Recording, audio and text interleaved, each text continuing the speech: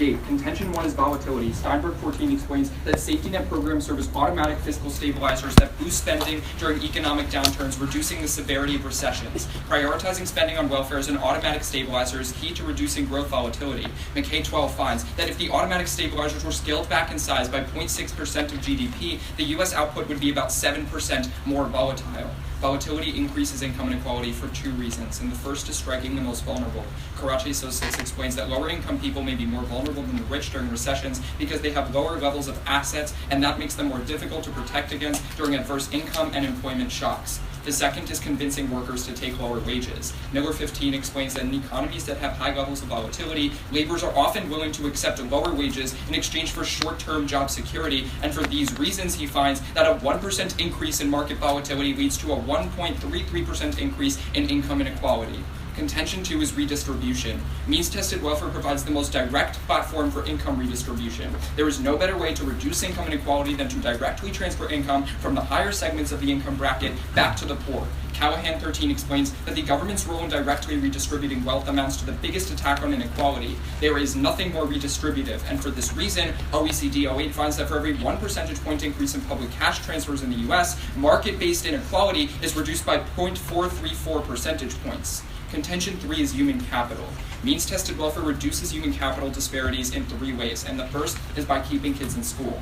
Palmer 15 writes that the welfare program in the U.S. aims at providing at least a certain level of economic stability for families in need of assistance. By granting basic economic stability, all major types of means-tested welfare programs provide children with a sturdier context to pursue education. CHN 15 finds that, for example, a $1,000 tax credit to families increases the probability of college attendance at age 20 by over 29 percentage points. Chester 15 also finds that children who benefited from Medicaid eligibility expansions were 9.7% less likely to drop out of high school and 5.5% more likely to graduate from college. The second is providing resources. Welfare provides income that can be directly used for investment into education or to free up capital for such investment. Milligan 09 explains that increased family income can provide resources like books and tutoring that could improve long-run child outcomes. Palmer 15 finds that of 1% increase in welfare spending, there is a corresponding decrease in the proportion of students who are behind by roughly 8%. Third is job training. Kugler 13 explains that uncertainty may hold workers back from investing in training or education. Transfer programs help individuals in the labor market make investments necessary to switch occupations. He finds that, for example, an increase in the coverage of Medicaid increases occupational mobility by 24%, and likewise more generous TANF benefits increases occupational mobility by 16%. Education reduces income inequality in 3 ways, and the first is by providing workers with more stability. Strauss 11 writes that there is weak demand in our economy for less educated workers and greater demand for more educated workers, which is why those with low educational attainment experience recessions, while those with high educational attainment experience increased wealth. Second is giving the poor access to capital. Rothwell 15 explains that education reduces top income shares. A better educated population generates more business owners, IPOs, and financial deals, decentralizing capital away from the top quintile and lowering consumer prices. Third is decreasing the supply of unskilled labor. Lerman 99 explains that reducing the flow into the low-skilled market both improves job opportunities of the young, better-trained workers and lowers the overall supply of low-skilled workers, which makes low-skilled adults more scarce and thus worth more, increasing wages for everyone in the United States economy. And ultimately, Johansson 14 finds that just an additional year of schooling on average would decrease income inequality by 2.33%. And for these reasons, Harrison and I stand strongly on the negative.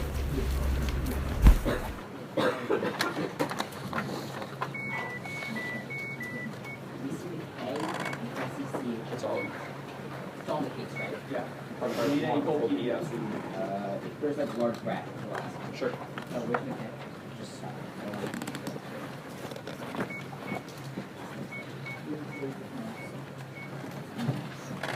do you see well, the Yes.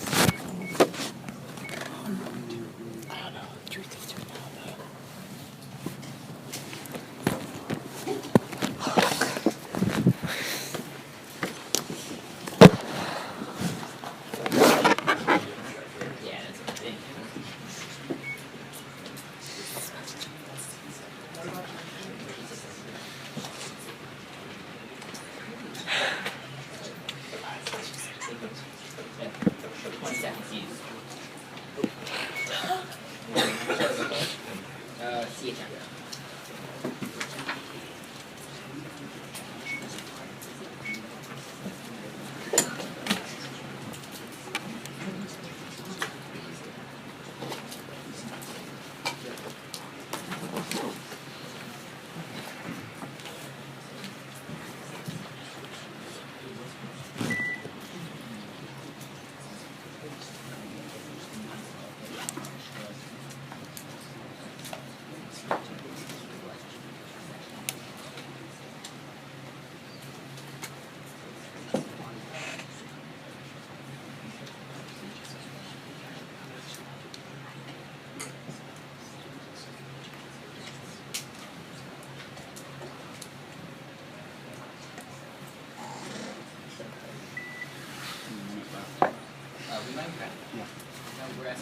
Oh, you're asking for car? Yeah.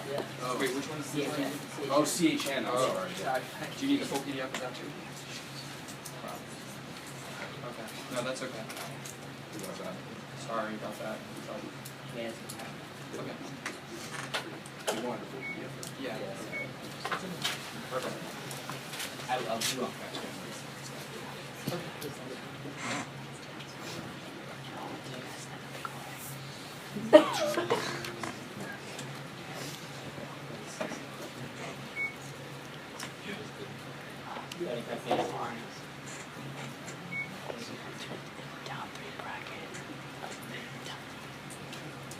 Thank you.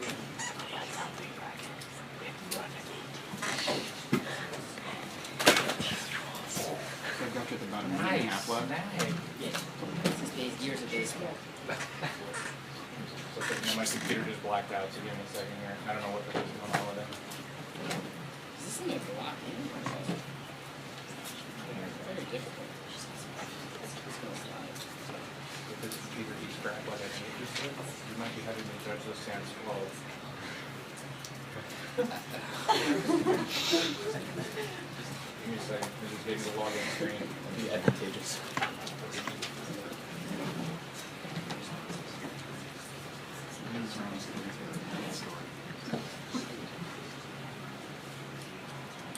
People cooked at that. One of the judges' laptops died.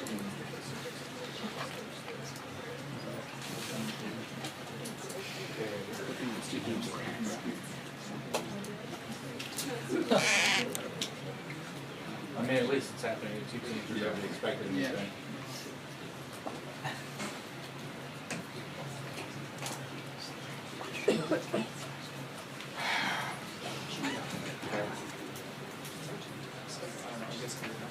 Honestly, I think my computer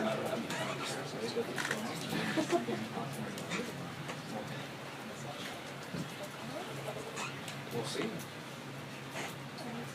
Sorry about this, Carl. Don't worry about it.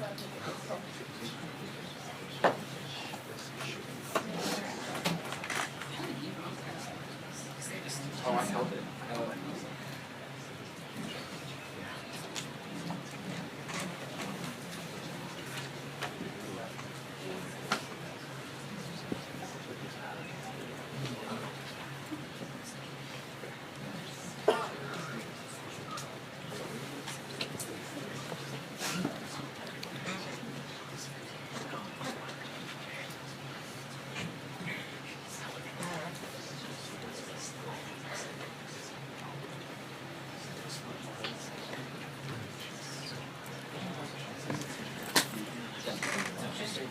Yeah, I'm just gonna go there. Write out everything. We will do it.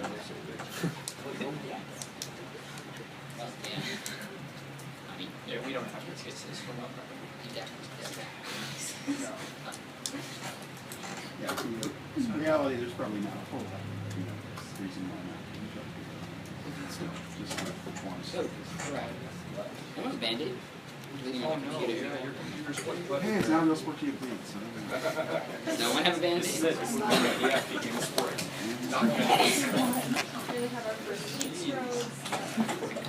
Are you bleeding? And So far we have blood and sweat. Yeah. Football injury this weekend. Good at it. I wouldn't have gotten injured. I would have. Did you break your nose and touch your nose? No, actually, I was diving in front of somebody breaking a pass. Square into someone's shoulder. That's Africa. Yeah, I mean, it broke up a pass. Yeah. And we won. It's just I'm a quiz bowler, so like I love athletic skills. Yeah, actually.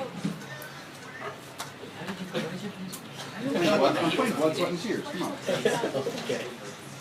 It is always quite deep when we're getting Got his blood. Only his sweat. Another round. I might try if this computer keeps doing what it's doing.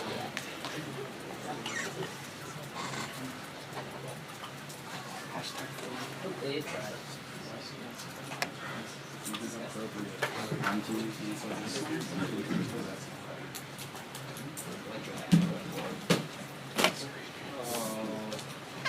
Just do this later. Yeah, what you can wipe the blood off of your Awesome. Well, we're waiting.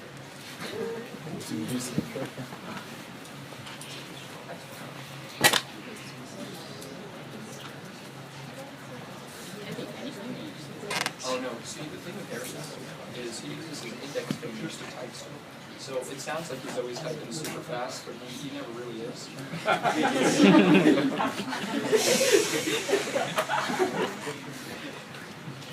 Well, I'm typing. That's like, does he have that? That's not Russell. I don't know, will we?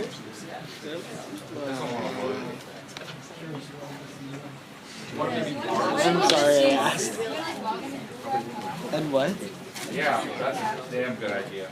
Hey, that's actually. That was good. That's genius.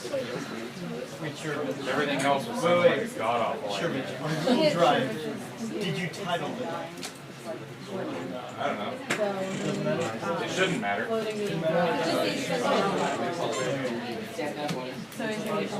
We're about to find out if I titled it. Is that your water? Nope. I'm like thirsty now, but I almost don't. I know, right? Yeah, fuck it. Now you have 8. Okay, cool. Well, I'm in charge. Well, that just means I'll die later instead of dying from struggle now. Yo, in that situation though, does water falling even matter?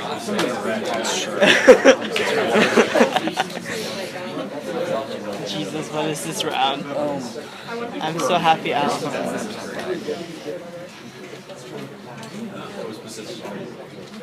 Okay, I'm logged in on you.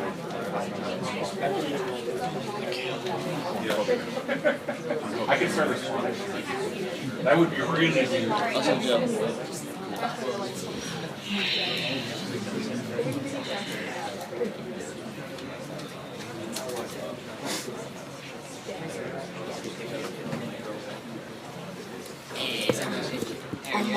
I get logged in and then I should be good to go. I was down there and then Alan left, so I got a seat. Alan was sitting here, we left. What? Why did what? I don't know. Like, he gave that job to me. I was like, no. It's against the rules.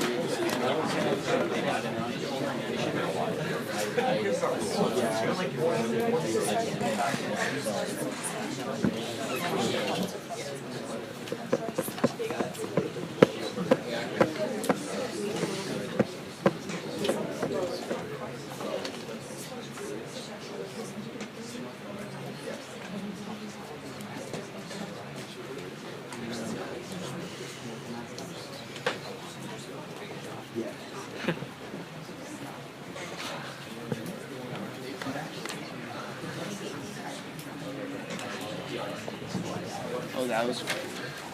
That was like the first time you were worried. It was impressive.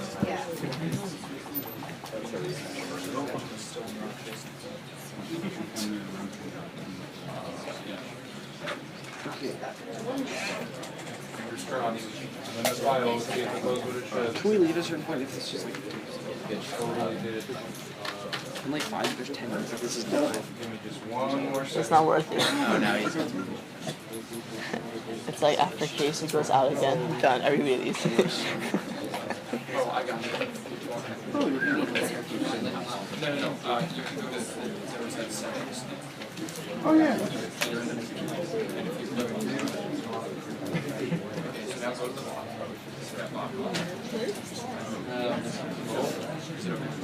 And this is going to break me down. We have it all set up backwards. No, it's fine. It's just I'm gonna be doing something. What I'm gonna do I'm gonna be like searching this. Why is it going the wrong way? Why is it going the wrong way? Yeah, I have it all inverted. You're good.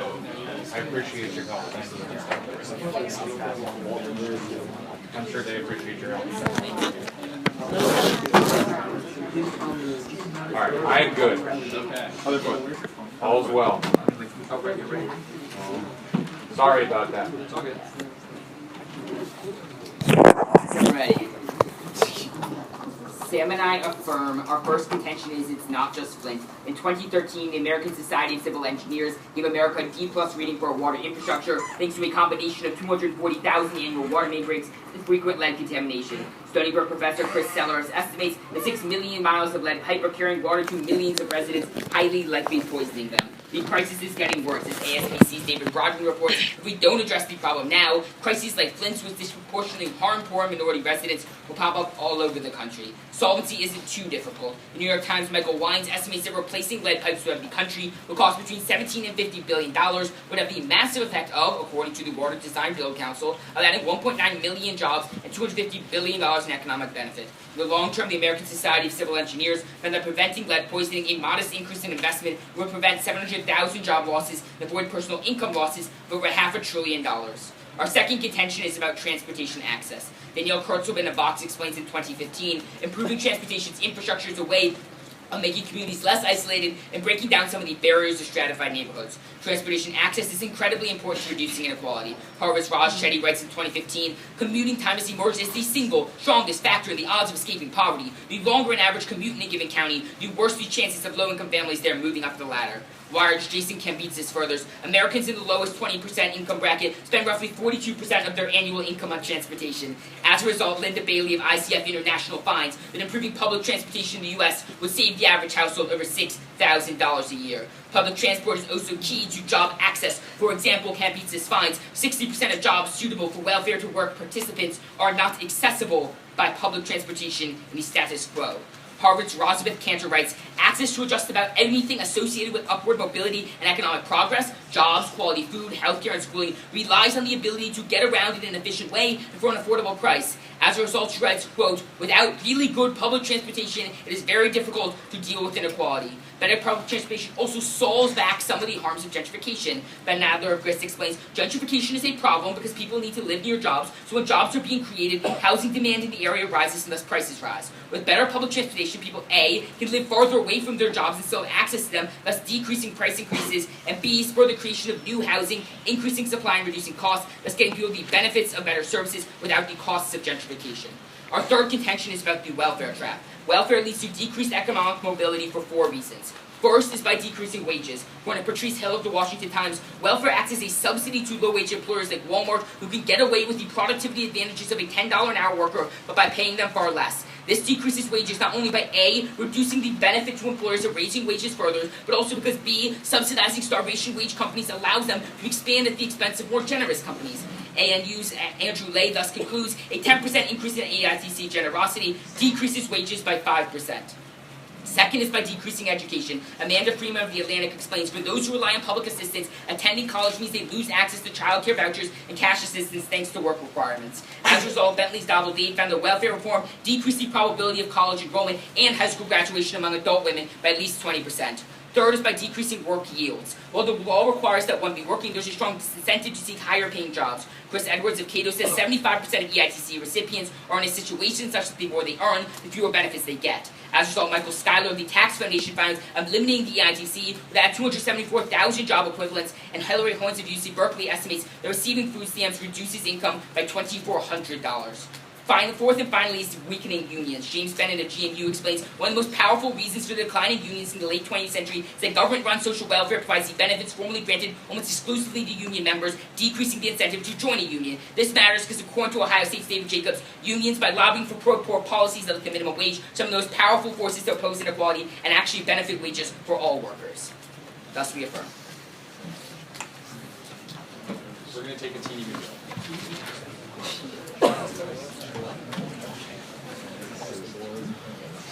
Okay. Oh wait, that will continue.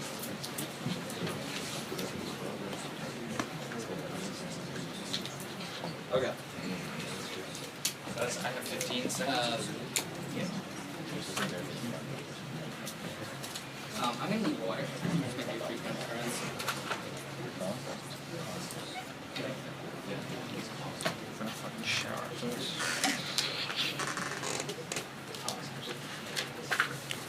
Okay, is everybody ready? So in regards to your second contention, how do you know that affirming necessarily means like building new infrastructure in low-income neighborhoods rather than just maintaining or fixing old infrastructure? Okay. One, because existing infrastructure in poor neighborhoods is pretty abysmal, so fixing it still has the benefits of going to the poor. No, Second, that's not my question. Okay, what is it? So how do you know that affirming the resolution means politicians decide to take care of the abysmal conditions in poor areas? We have two reasons why.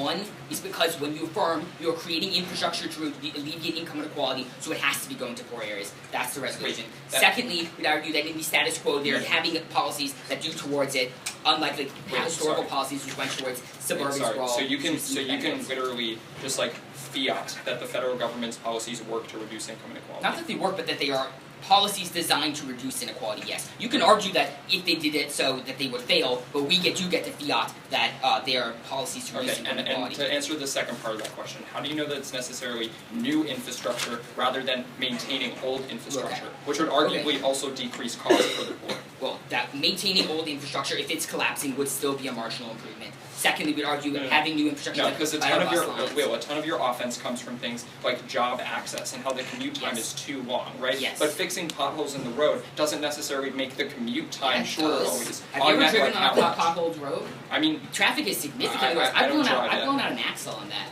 I mean, how much does commute time decrease when you fix a pothole? When you fix a pothole, I do not know or how just many an minutes. old road. I do not have that number. Like, could we agree that it's probably less than what would happen if you just create a new road altogether? I think that that's pretty reasonable. I don't understand. Fixing an old road would reduce it less. Actually, no, there'd probably be marginal improvements because the kind of places you'd be building the new roads would be in places that are particularly less trafficked. But I also want to clarify that we're not talking about like necessarily building roads, but like public transportation, which is like kind of what your question is missing the point of. But I actually have a question for you. Yeah, when you talk specifically about like in the internal warrant for the CHN evidence, essentially more money, fewer problems. It's really just financial stability. Right, so the internal link is when you have more cash, you like alleviate financial stressors, ergo, you can afford to not work and go to school. Okay, so $1,000 in EITC versus, is that going to get you more money than say getting a wage at a job? I would say it depends. Wait a second. How many jobs do you know Wait, earn under $1,000? Wait, I'm sorry. Aren't you the one that says that when EITC benefits increase, that that people earn less because the EITC outweighs the wages? Right. Yeah, you lose money from the EITC, which is going to be a term that Sam is going to be extending into. No. Wait, you're the one that says that EITC benefits can sometimes outweigh wages, right? No, EITC is bad. Wait, I don't understand. We're saying that the EITC decreases wages. We're not saying the benefits of the EITC outweigh wages. So then maybe I'm confused about your contention 3, the third warrant. Yeah.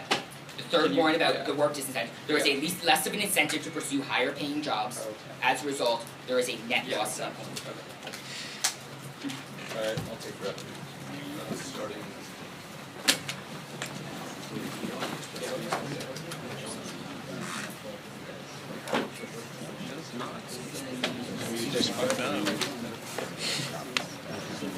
He gets to you, man.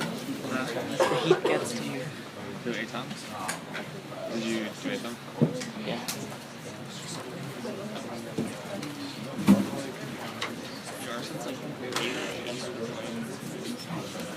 The first two contentions. Did you hit me on pro when I was pro? Maybe. Sorry, just so many rounds. Parker, JR. You were the first pro? Yeah. Were we pro? I think we were. Yeah, we were neg. Yeah. What was your item? It was the same case. Water, transportation infrastructure, water infrastructure. They ran. Water. No, I'm just no. Like it's very slow. Like it's not bad. Yeah, It's like it's surprising. We have 1 minute. They're not like running it particularly well. Yeah, it was just a normal case. All right. But I guess our impact calculus. Is everyone ready? Where's Just straight down the case. I'll start with a framework observation and then just go straight down the case. So, before I go into specifics, to alleviate income inequality as a clause in the resolution serves as framing the impact level of debate, not defining the intent of policy. Prefer our interpretation because it means we have to debate more realistically to come up with practical policy solutions that will actually help reduce income inequality in the real world, taking into account the political environment of the United States. Their case is theory, our case is reality. But let's go into their first contention about not just Flint. A couple problems with this. First of all, you can turn this because the types of treatments are bad right now and we should prioritize them later when they're more effective. Shayla Kaplan of NBC News explains that current methods of pipe replacement actually shake lead fragment free from older pipes, increasing rates of lead poisoning. We shouldn't increase spending in the status quo, at least not until the EPA finds a better, less harmful way to improve our infrastructure. But second, turn this again, because they spike prices so that people can't access the water benefits anyways. Because what the American Water Works Association explains, that updating water infrastructure will triple water prices, which cuts off access to the poor, essentially, which is their internal link.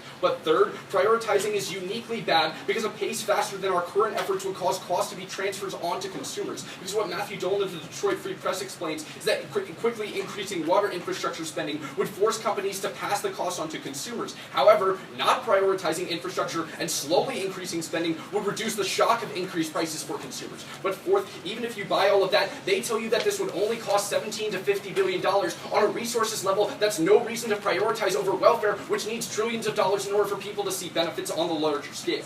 But let's go to their second contention about transportation. A couple problems here.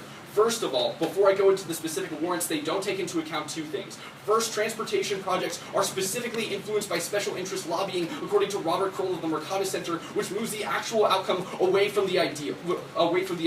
Ultimately, this translates into infrastructure projects that disproportionately benefit the rich. However, even if you don't buy that because you don't buy our framework interpretation, ultimately we would tell you that that infrastructure, even if it's not influenced by lobbying, is designed to boost productivity. And because of the corporate profit structure, the gains of productivity disproportionately go more towards the rich than towards the poor. Ultimately, that's why Bajar of Global Labor finds the opportunities presented by infrastructure are reaped by those in the best position to take advantage of them. That's the rich. But let's go into their specific warrants.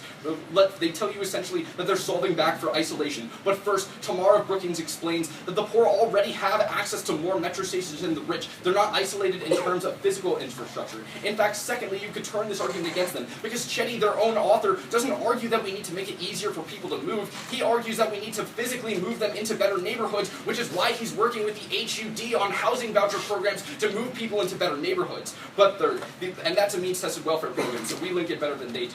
But realize also that they're turning themselves, because ultimately, right, if people are moving out of the city because you're facilitating access to the suburbs, what that means is jobs are likely to follow. And in that scenario, that means the poor are more likely to have to be able to transport out of the city to get to their job, which, guess what, means they get to spend more of their income on transportation as a result of their advocacy. That's a direct turn.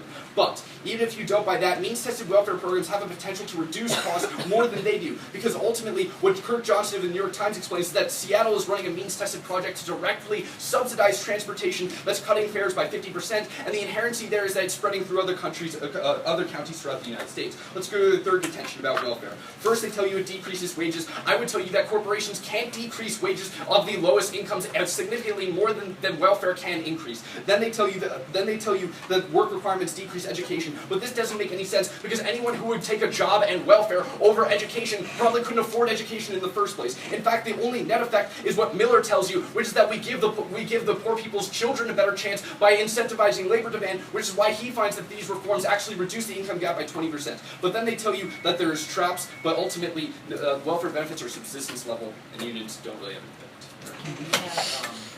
Can we see quality dollars? Yeah. Which portion goes to the rich? Well, wait. I said that's Whatever Kroll says. whatever Kroll says. Okay. Yeah, we'll see whatever Kroll says. I read two different like It wasn't the open.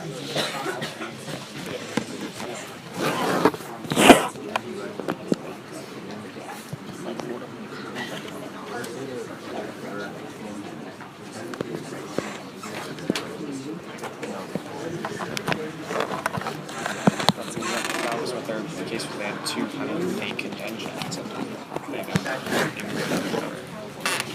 Sorry, the one the size one font. I don't know what font it is, but I don't have glasses. Oh yeah. I'm sorry that that's I don't know why that's not sort of. Like it just looks like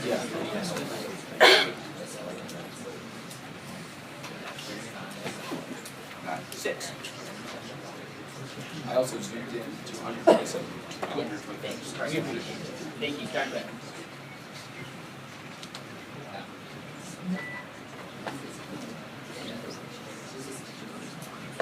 Okay, thank you. We're going to continue running credit.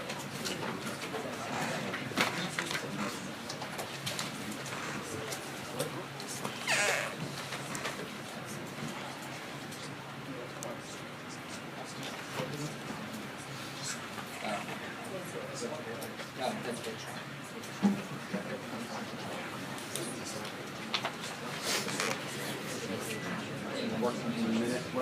Thank you. Here you go. Especially like 55.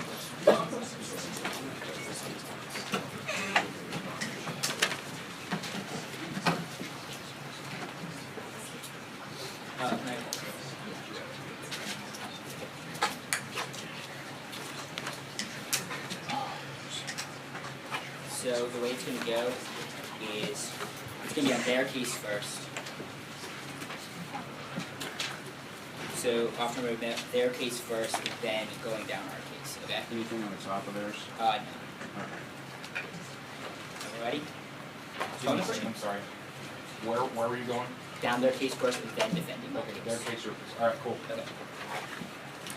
Going to the first contention, which talks about decreasing volatility. First, they say from Steinberg that you have reduce volatility during a recession because what happens is that people can still have money and you can still continue to spend on consumer goods even during a recession. The problem is that isn't true with the way welfare programs are actually implemented. The problem is that welfare programs have worked disincentives, so during a recession, they actually lose access to these welfare programs. So as a result, we're going to be seeing that this isn't actually going to have the stabilization effect. Then they say this is going to be decreasing inequality and become 7% less volatile. But we actually saw this better with infrastructure because the reason why it says less volatile is you inject more money into the economy during a recession. You can still do that with infrastructure spending. If anything, that actually does it better because what infrastructure spending does is not only invest in money itself with the government, it also unlocks private investment as well. So if anything, you stabilize it more with infrastructure. Then I'm going to group both their impacts, and they say it's going to be leading to this lowering of wages because people are going to be accepting lower wages absent the stabilization effect. But however, they don't actually tell you how much is going to be occurring. People are going to be accepting lower wages actually more likely when you don't have access to jobs, which is why we're being need of jobs.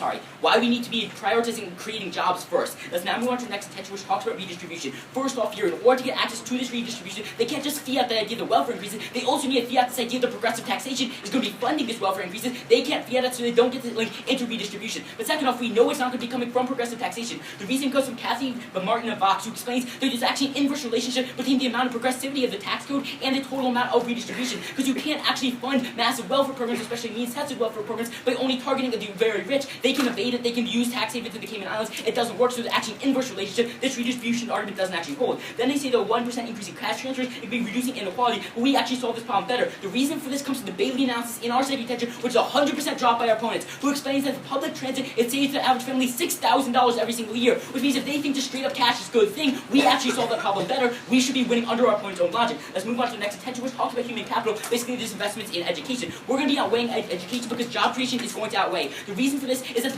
even if you buy 100% what they're saying, by the time we actually see enough people who are educated as a result of the program make up a meaningful percentage of the workforce, that's 30, 40 years down the line. As a result, the reason why that's really important is there's so many structural changes that are going to be occurring in the economy, they can't predict that far in the future. We should always be outweighing job creation first. Let's go on to specifics. First, they talk about schooling. They say $1,000 increase in college attendance, but keep in mind, we link to this better, not only by giving people access to jobs, gets people more money over the long term, but also the Bailey analysis saying you were going to increase your total amount of cash. But then they say the increase in college enrollment is really good. Keep in mind, you can't actually have this college enrollment unless you have a strong elementary and secondary education first. That's really important because according to the 21st Century Foundation, what happens is when you actually invest in educational infrastructure, you can improve secondary education outcomes, which is a prerequisite to the college outcomes that they're talking about. Not only that also responds to their second point about resources, but let's go on to the next point, which talks about job training. First, they say that uncertainty makes people more likely to invest, less likely to invest, but we solve this uncertainty better. The reason is that people are more likely to be uncertain if there aren't enough jobs, so they're not sure whether or not they're ever going to be getting a job. That means if we create the number of jobs, you decrease the uncertainty, which turns it against them. Then they say it increases the total amount of mobility, but people are less likely to move when they're on welfare, because if there aren't enough jobs, the reason for this is that they're scared that if they quit their job now in the hopes of getting another job, they lose access to the welfare benefits, so if mobility is as good as they're saying, they actually lose access to this. Then they talk about all these benefits, they talk about how this education, but remember, that's only going to be occurring 15, 30 years down the line. We don't actually know we should always be weighing job creation first. Let's go on to their attacks onto our case. First, they say to alleviate means we need to be looking to the impact level. But if we were only looking at the impact level, they would say to reduce inequality at the end of the resolution, like for instance what they did on the globalization topic. Clearly, by the fact that it's on the first, it should be the intention. Onto our first intention, which talks about water. They say at the bottom that even if you buy everything, it's not a reason to prioritize because it doesn't cost enough money. Okay, we can see that the entire responses are untopical. So now let's move on to the second intention, which talks about transit. First, they say that all the money can be going to the rich, according to Kroll. Well, Kroll just says that special interest lobbying exists. It doesn't actually say that all the money on all these programs are actually going to be going to the rich communities. In fact, according to the Aditomi that Brooklyn's into, you actually see more transit in areas of poor communities. Clearly, this isn't a big barrier that they're talking about. Then they see that already they have more access, but again, as I explained that up above. Then they see that people are going to be moving out to the suburbs, and the jobs moving out to the suburbs. That's not our advocacy. We're seeing the jobs already existing out in the suburbs, and we can actually be able to solve that problem by giving people access to those jobs. And that's why you should be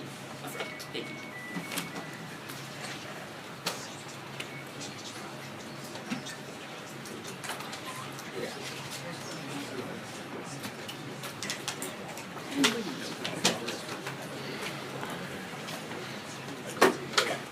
Is everyone ready? So just to be clear, part of the link into your impacts rate is you say infrastructure improves general productivity. No. No? But I mean, it probably would. It probably would? Okay, great. Yeah, So but you not have a by question? very much, and these Okay. not to significantly affect anything. Why? Why not? Because what happens is more important is that when people are getting access to local service jobs, etc., are they going to be massively increasing their productivity? No. What they are is they simply have more access to If that were the jobs. only thing that The productivity infrastructure is constant did, per job. if that were the only thing that infrastructure did, then yeah, it wouldn't increase productivity that much. But unfortunately, right, that's not the only impact. It makes the entire use of goods and services, the flow of capital across the country easier, right? It reduces the cost for all private businesses that use the infrastructure as well as the So you're saying infrastructure reduces costs? for the businesses, right? Why would it And also not reduce costs for people then? because I would say ultimately, right, that the businesses make more use of the infrastructure than normal people do. Because companies like Amazon, etc., deliver things across Harrison, the entire how does country. Amazon use a bus line? Like a Excuse public me? bus. They don't Wait, ship boxes. where do you in public advocate for a buses. public bus? Transit. Wait, Trains, transit? local transit, yeah. But you don't You don't get to define... define our advocacy for us. Wait, That's you not don't fair. define an advocacy for you. You just tell me that if we improve Transit. transportation, it would reduce Transit. The costs. argument's about transit. That's Your urban transit. Every card's about urban transit. Every part's about urban transit. Yeah, in the second contention, yes. What about the first contention about increasing water access? I don't know how much is Amazon shipping goods in water pipes. I would say that. Okay, sure. You can use my one Can I analogy ask- and say can I this doesn't ask apply you a there, question, but though? businesses still use water, right? I think that people use a lot more water, and I also think that businesses actually, if they aren't drinking the water, right? Amazon doesn't drink water. Okay, right? I And get people Amazon do. doesn't So the drink lead water. quality of But the water businesses- doesn't matter in that but case. large corporations So if anything, use water I on a don't. mass scale for large parts But they of don't their care production whether or not process. it's Like lead. energy companies use hydropower. Yes, but hydropower, you can have the most lead river possible, it still generates just as much hydropower. Okay, right? but So they the also lead use- fact benefits, yes, water also- in general might benefit they also- businesses, right? okay. In general it might benefit businesses more, but the actual lead which we're talking about Alright. doesn't matter. Can I ask Okay. you a question? Yeah, sure, go ahead. You say at the bottom of your case that one of the ways you reduce inequality through education is that a 1 year increase in education decreases inequality 2.33%, right? How many equivalent years of education do you get through your advocacy? How many equivalent years? How many years? Look, debate isn't a math game, alright? I'm just using this stat as interpretive of the fact that my argument is true. If you want to get into a math game, you should go back to Quiz Bowl. Can I ask you a question? Quiz Bowl don't ask me. Whoa, okay there. No, because I'm a little confused. I want to know an order of magnitude. How much is it? Are we saying an 18th of a year, in which case I don't think it should be weighed that heavily. Okay. I don't need the exact number. Okay, I so- want to know an order of magnitude. Okay, so give me an order of magnitude. How much are you reducing inequality? I can play the same game with you. Well, when we're telling you, for instance, $1 billion increases the total amount of jobs by 30,000, that's going to be, Sam, they're all good I paying say middle if class we jobs, provide but better 90% of them are middle Okay, class great. jobs. That's an order of magnitude. Okay, not really. Okay, we'll take some practice.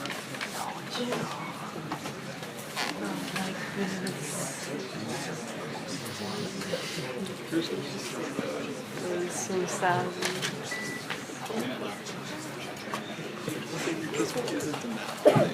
No, it's not. It's just they were talking about earlier.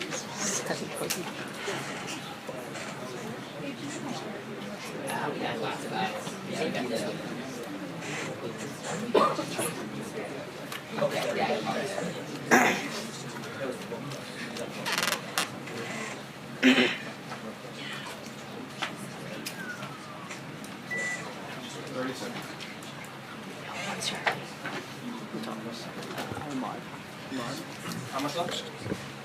21. Okay. Answer here. 20 seconds. Just answer here. Yeah. Okay. So I'm going to start on my first contention, then go to my second contention, and I'll probably talk about transfer infrastructure / jobs / education. Okay. Is everybody ready? All right. Start off on volatility. Group most of their responses when they say that having a job is better and keeps the economy more stable. But the issue with that is they do not link into providing every single poor person with a job. Whereas means-tested welfare literally gives every single poor person more money, more income. And since the poor have a higher marginal propensity to consume, when a recession hits, they can spend and the recession is less severe. We tell you specifically that a 0.6% decrease in automatic stabilizers and means-tested welfare would increase volatility by 7%. And that these volatility increase, a 1% increase in volatility increases income inequality by 1.33%, because when the market is in recession, workers are willing to accept lower wages. We link into a greater scope than they do, which is why we decrease volatility more than they do. This is a prerequisite, because if the economy is volatile, then any job increases get wiped out, and any of the benefits that they show you get wiped out. But now in our contention 2, he says that we don't necessarily link to progressive taxation. In fact, we do not link to progressive taxation. First of all, I would argue if you buy their framework about doing it to reduce income inequality, then you would do it through progressive taxation, since that reduces income inequality. But second of all, we don't even have to link through progressive taxation, because even if we're not increasing taxes, that's still taking money and giving it to the poor, bringing people further out of poverty. But now let's go to their side of the flow. Specifically, let's talk about transportation. They cold drop a jar where we tell you that infrastructure is designed specifically to increase productivity, whether or not that's in low-income areas or high-income areas. And the reason that that is key is because productivity increases disproportionately benefit the rich. That is a key takeout to their entire case. But next they say that jobs already exist in the suburbs, and so people aren't going to be moving out to follow them. First of all, I would say that the majority of jobs exist in urban areas right now, but when they create transit access to the suburbs, that means that businesses follow there, and that the money follows outwards to the suburbs, which is incredibly bad because that only increases transportation costs. Finally, on education, we tell you that because of means-tested welfare, there's a 20% drop in the income ratio of low-income to higher-income people because of education. Can I see your jar? Yeah.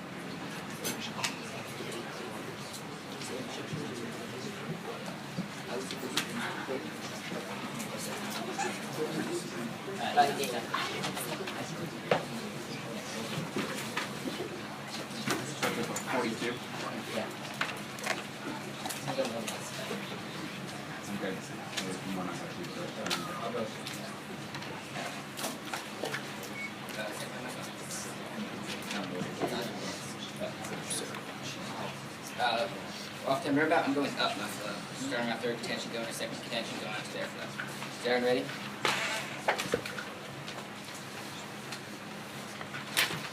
Oh. You got Sorry. it? He told me something I said and I did not understand. Okay. Go ahead. Good. Third contention is the critical things that Harrison undercovers in the rebuttal. One, where we say you subsidize employers like Walmart so they pay especially low wages, crowding out better employers. That's why Lay says a 10% increase in the ITC decreases wages by 5%. Groups of the argument of the work disincentives, where we tell you the losses of $2,400 income, for example, on programs like food stamps. The reason why this outweighs their analysis is when their whole first contention about why it's important to have a financial cushion, we are saying you decrease that financial cushion on these unresponded to arguments. Then I want you to circle the argument about unions on your flow. It says because the government's providing benefits that are formerly only available to union members, it's the benefits one of the biggest reasons for the decline of unions in the 20th century. This isn't that it doesn't matter. Unions, according to Jacob, one of the most powerful forces to lobby against income inequality, posting things for all workers. That means that if you want a political solution to income inequality in the long term, you need to have unions, which welfare makes less possible. Now let's go to the idea of improving transit action. Their only big thing is that productivity gains but disproportionately go to the rich, to which I would respond that people getting access to transportation, for example, getting on a bus, is not going to be reaped by companies like Amazon. This is why we link it to they say that jobs are going to be moving to the suburbs. Sam explained the jobs are already in the suburbs. This allows people to get access to those jobs. This allows to link in circle the flow, the Bailey analysis. This is when you get access to public transportation, you get $6,000 increase in income. This is a bigger impact to a financial cushion than they get from their first contention and their second contention, which is what Cantor says. This is a prerequisite to be able to reduce income inequality, so you're getting access to better public transportation. Now go on to their arguments where they talk about volatility. Firstly, they misunderstand the term that Sam says, that it's not a financial adjustment, it's a fiscal adjustment, because of work requirements that exist through welfare, when unemployment skyrockets, you actually sometimes see decreases in welfare, so you actually decrease spending in the economy when there is a recession, so that's something that they're ignoring. That means that it's not an effective financial cushion. Secondly, a 7% increase in volatility in the economy is not going to be wiping out all job gains. They're extrapolating this impact well beyond what they're able to do on this idea of income redistribution. What Martin says is that you have to increase the regressive taxes in order to get the political coalition, in order to expand welfare, so you're not actually going to be able to get the kind of income redistribution from welfare.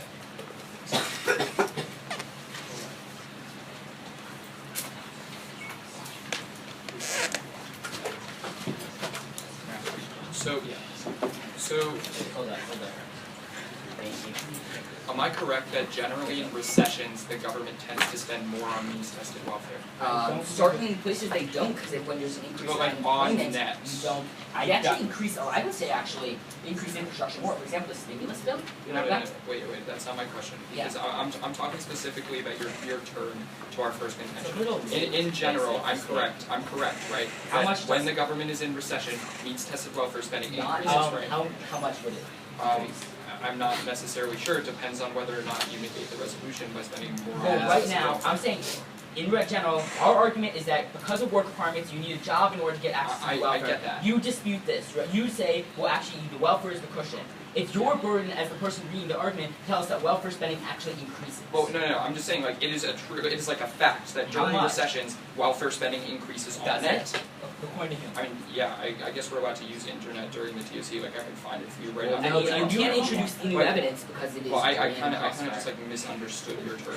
I mean, not particularly our issue. But in general, means-tested welfare is more targeted, correct? No. And what? It goes more to the poorest of the poor who sometimes don't get access to jobs, right? I would There say are the people reason who they are- don't there get are access to people who are jobs is because of unemployed. transportation. Wait, but there are people who are unemployed who have means-tested welfare, right? Yeah, unemployed people get Okay, access to yeah, sure, exactly. But So we what say I'm saying actually- is that when you increase that means-tested welfare spending, those people who might remain without a job, in your case, Some- still have that cushion. Eitan, that's true for some, right? I think food stamps don't have a stringent work requirement. Right. When you look at the broader welfare programs, overall, we're taking things like TAMP, things like EITC, that's the earned income tax credit. You need a job in order to get access to those. Yeah. A job is a prerequisite, therefore, to getting access But I would to say those welfare benefits. negating and increasing welfare spending on net also means that you increase welfare spending for the programs that don't require You you do- to have a job. How many of those programs are there? You also don't.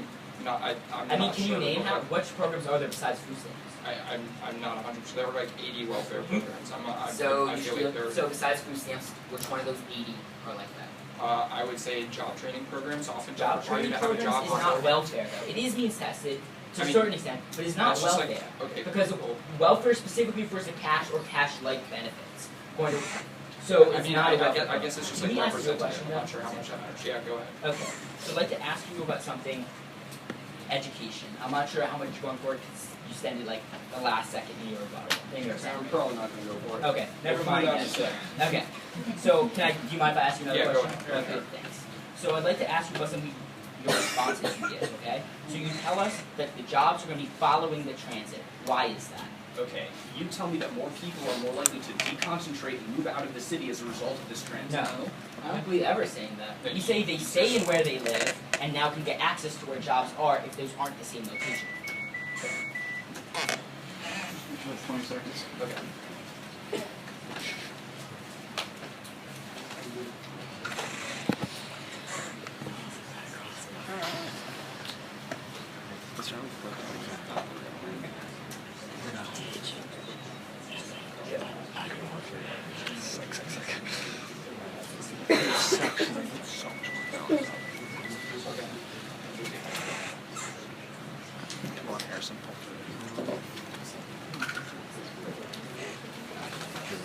Okay.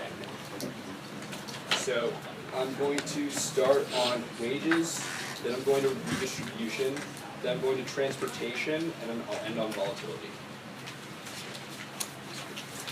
Start on wages. Will extends completely through Inc. When I tell you that corporations in the status quo aren't paying low-income workers enough to significantly cut their wages when welfare increases. That's a clean extension through Inc. Don't let them buy this response. So with that, the ultimate and most direct impact to workers' incomes is going to be through redistribution. They completely mishandle this when in summary, they say the reason why this is infeasible is because progressive coalitions don't have the political capital to get this passed. But their own framework, which Aton extends for them in his summary, presupposes this and finds that if we were really redistributing to alleviate income inequality, it would most likely be through redistributive progressive taxation. Here's how that outweighs. This is the most direct link on magnitude to income inequality because we are directly taking top income shares and redistributing to the bottom income shares. There is no way to reduce income inequality than through redistribution. That's where you first sign your ballot for the negative. But the second place you sign your ballot for the negative is going to be off the terms that you can easily extend. First is Vajard that tells you that productivity gains disproportionately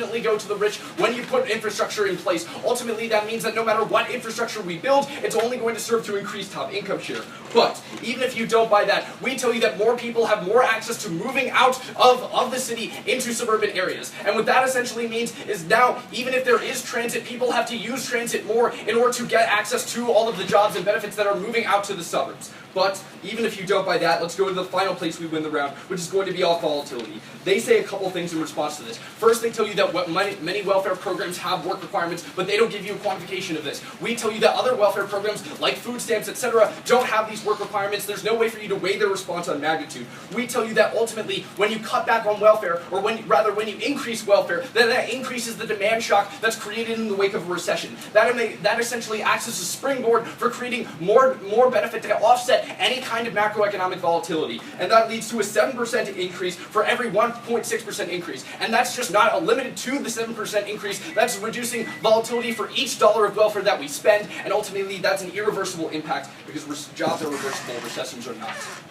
You said we had how many seconds left?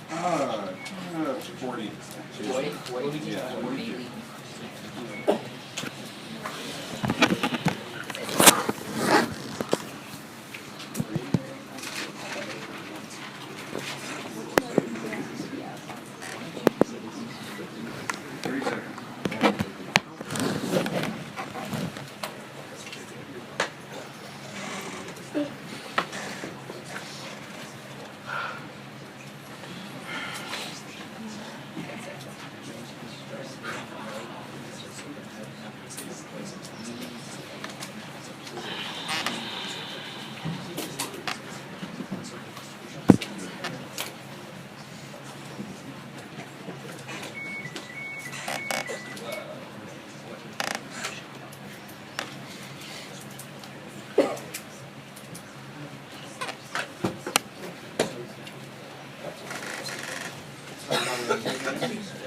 We're ready? Stop. Ready? Okay. So the way it's going to go is our third contention, that voter issue, the transit voter issue, our second contention, and then basically that's going to tie into theirs, like the way it applies and stuff. Okay? My opponents severely undercover our third voting issue, which is the idea of the disadvantages of the welfare state, where we explain that first off on the hill, they're going to be depressing wages by subsidizing low-wage companies like Walmart. They respond to this by saying that they aren't paying them enough to actually cut it, but misunderstands the argument that Will and I point out. I'm not saying they're cutting wages, saying they aren't going to be raising wages further because they feel like they get away with higher productivity advantages without paying them further. This allows us to link it to the lay analysis to be clean extended. There's a 5% reduction in income that destroys the cushion that they're talking about. Also really important is this Hoynes analysis that we give you, that basically because the welfare benefits increase as the wages get higher, it disincentivizes working larger hours, which is why we see this 2,400 drop in income. This again destroys the financial cushion that they're talking about and destroys the redistribution that they're talking about. But most importantly is this idea of unions, which they basically entirely drop, who basically since from Bennett, people said that people aren't willing to pay the union costs because they feel like they can get the benefits from the government. But the reason why it's really bad is because unions aren't just things that secure people benefits, they also are political organizations that are crucial to solving this at the political root, which can be inherently outweighing. But now let's go on to the second issue, which is going to be this idea of transit, where basically first they say that they're only going to be going to the rich, which are the productivity benefits. We explain to things like bus lines aren't going to be going just to the businesses. That's not true. We are just allowed to advocate for bus lines when they themselves extend our own framework for us and say that these are going to be things designed specifically to reduce income inequality. Then they say that they're just going to be moving jobs to the suburbs, misunderstanding what we're arguing. As Will and I both explained, that we aren't moving the jobs to the suburbs or moving the people to the suburbs. We're saying the jobs are already out there and people can get better access to them. This is really important for two reasons. One is from Bailey, who explains that you increase to $6,000 every single year as a result of access to public transportation. This means when they want to redistribute income by giving people more cash, this inherently outweighs because you're giving people more cash straight up by having this analysis. But second, that's the idea of Cantor, who explains that it's a prerequisite to actually solving these welfare problems. The reason for this is that you can't get access to a lot of these welfare programs unless you have access to a job because of the work requirement. So getting the access to these jobs, it could be a prerequisite to their case. Briefly on this idea of volatility, they say that, it actually increases. It's incumbent on my opponents to prove that this actually increases during recession, otherwise they do not get these benefits. Thank you.